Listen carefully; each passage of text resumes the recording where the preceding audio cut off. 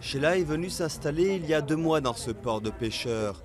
Pour s'offrir son rêve, une petite maison, elle a loué cette minuscule chambre près d'un bar où elle se prostitue. Sheila n'a pas le sida, contrairement à sa mère, sa sœur et plusieurs de ses collègues. Avec en moyenne 5 clients par jour, elle est inquiète pour sa santé. J'ai une amie qui, après avoir couché avec un homme, a retiré le préservatif et l'homme avait du sang qui coulait. Est-ce un signe de maladie? Je ne sais pas.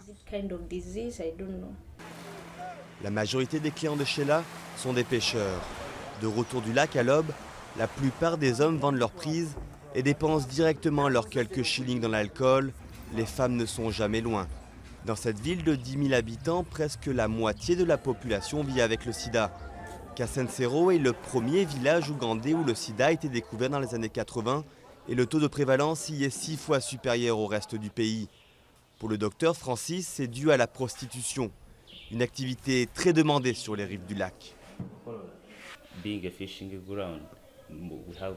Nous sommes un lieu de pêche et nous avons beaucoup de personnes qui affluent pour des activités sexuelles.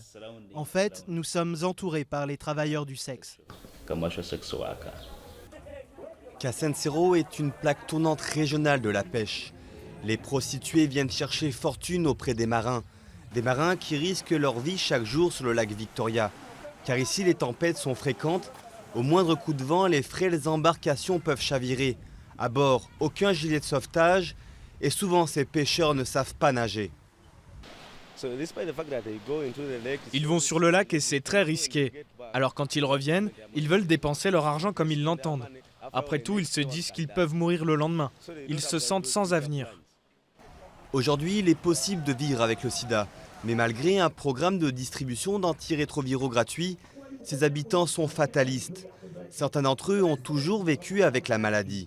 Une mentalité difficile à changer.